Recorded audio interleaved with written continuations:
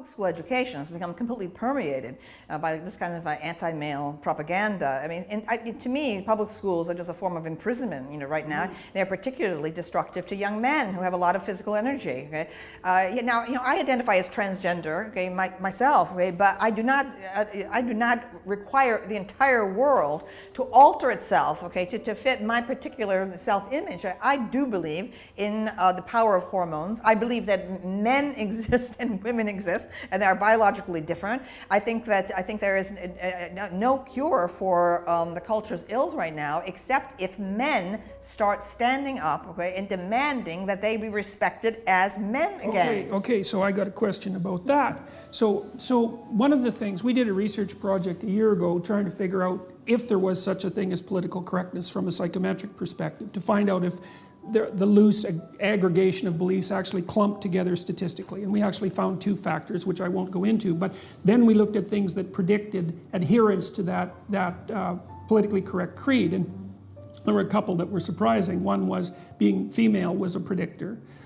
The personality attributes associated with femininity, so that would be agreeableness and higher levels of negative emotion, were also both independent predictors, but so were symptoms of personality disorder, which I thought was really important, because part of what I see happening is that, I think that women whose relationship with men has been seriously pathologized cannot distinguish between male authority and competence and male tyrannical power. They fail to differentiate because all they see is the oppressive male. And they may have had experiences that their experiences with men might have been rough enough so that differentiation never occurred, because it has to occur. And you have to have a lot of experience with men, and good men too, before that will occur.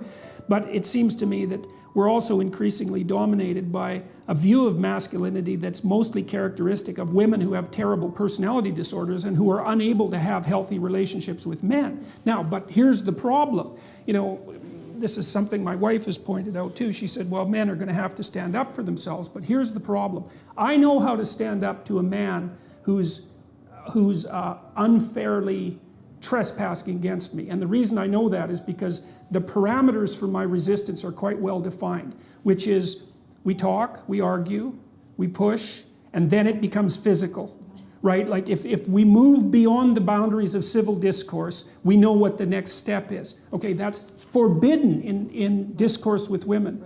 And so I don't think that men can control crazy women. I really don't believe it. I think that they have to throw their hands up in it's not even disbelief. It's that there's no step forward that you can take under those circumstances, because if the man is offensive enough and crazy enough, the reaction becomes physical right away, or at least the threat is there. And when men are talking to each other in any serious manner, that underlying threat of physicality is always there, especially if it's a real conversation, and it keeps the thing civilized to some degree. If you're talking to a man who wouldn't fight with you under any circumstances whatsoever, then you're talking to someone to whom you have absolutely no respect. But I can't see any way. For example, there's a woman in Toronto who's been organizing this movement, let's say, against me and some other people who are going to do a free speech event, and she managed to organize quite effectively. And she's quite offensive, you might say. She compared us to Nazis, for example, which, publicly, using the swastika, which wasn't really something I was all that fond of. But I'm defenseless against that kind of female insanity, because the techniques that I would use against a man who was employing those tactics are forbidden to me. So I don't know, it seems to me that it isn't men that have to stand up and say enough of this, even though that is what they should do. It seems to me that it's sane women who have to stand up against their crazy sisters and say, look, enough of that, enough man-hating, enough pathology, enough bringing disgrace on us as a gender. But the problem there, and then I'll stop my little tirade, is that most of the women I know who are sane are busy doing sane things, right? They're off, they have their career, they have their family, they're quite occupied, and they don't seem to have the time or maybe even the interest to go after their crazy harpy sisters. And so I don't see any regulating force for that terrible femininity. And it seems to me to be, invading the culture and undermining the masculine power of the culture in a way that's, I think, fatal. I really do believe that. I too believe that this is symptomatic of the decline of Western culture, and it will just go down flat. I don't think people realize. So all of these problems of today are the direct consequence of women's emancipation and freedom from housework, thanks to capitalism, okay, which made it possible for women to have jobs outside the home for the very first time in the 19th century, no longer to be dependent on husband or father or brother, right? And so this great